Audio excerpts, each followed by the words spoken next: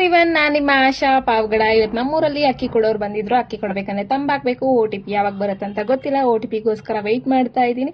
ಇನ್ ಮನೇಲಿ ಹೇಗಿದ್ರು ಖಾಲಿ ಹೋಗ್ಬಿಟ್ಟು ತಂಬಾಕಿ ಊರಿನ ಜನನೆಲ್ಲಾರು ನೋಡ್ಕೊಂಡು ಬರೋಣ ಅಂತ ಹೇಳ್ಬಿಟ್ಟು ಹೊರಟಿದ್ದಾಯ್ತು.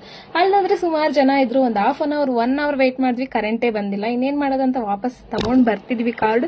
ಸಡನ್ ಆಗಿ ಕರೆಂಟ್ ಬಂತು. ಇನ್ನು ಈಗ ಜಗಳ ಮಾಡಿ ಎಲ್ಲ ಕಾರ್ಡ್ ಎಲ್ಲ ಇಟ್ಟು ಕೊನೆಗೂ ನಾವು ಹಾಕಕ್ಕಾಗಿಲ್ಲ. ಇನ್ ರಿಟರ್ನ್ ಮನೆಗೆ ಬಂದು ಮನೆ ಕೆಲಸ ಮಾಡ್ಲೇಬೇಕು. ಇನ್ನು ಮನೆ ಕೆಲಸ ಮಾಡೋಣ ಅಂತ ಹೇಳ್ಬಿಟ್ಟು ಪರ್ಕೆ ತಗೊಂಡು ವಿಡಿಯೋ ಮಾಡ್ಕೊಂತ ಕಸ ಹೊಡಿತಾ ಇದ್ದೆ.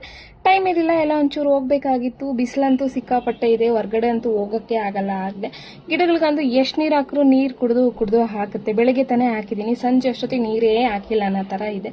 ಇನ್ನು ನಾನೇನು ದೊಡ್ಡದಾಗಿ ಡ್ರಾ ಮಾಡ್ತೀನಿ ಅಂತ ಹೇಳ್ಬಿಟ್ಟು ಮಕ್ಕಳು ಡ್ರಾಯಿಂಗ್ ಹಾಕೊಡಿ ಅಕ್ಕ ಅಂತ ಹೇಳ್ಬಿಟ್ಟು ಹುಳಗಳ ಚಿತ್ರಗಳೆಲ್ಲ ತಂದಿದ್ರು.